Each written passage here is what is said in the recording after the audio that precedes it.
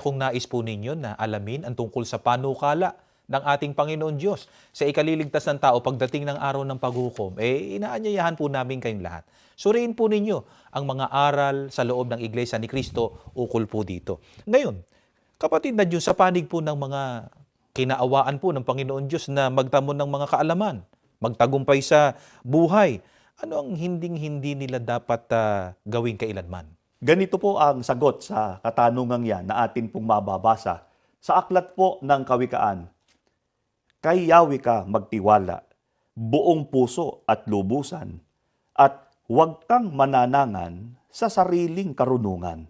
Siya ay sangguniin sa lahat mong mga balak at kanya kang itutumpak sa lahat ng iyong lakad.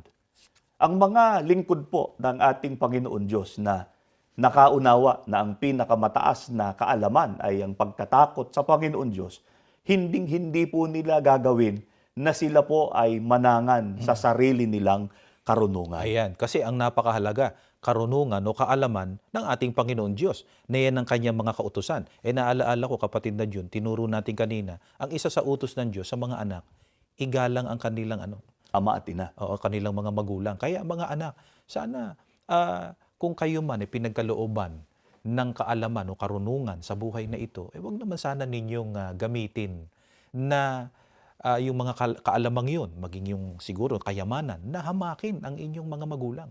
Huwag niyo kalilimutan. Sila kinasangkapan ng Panginoon Diyos para kayo ay makapagtapos ng pag-aaral at nang sa ganun ay magtagumpay sa buhay.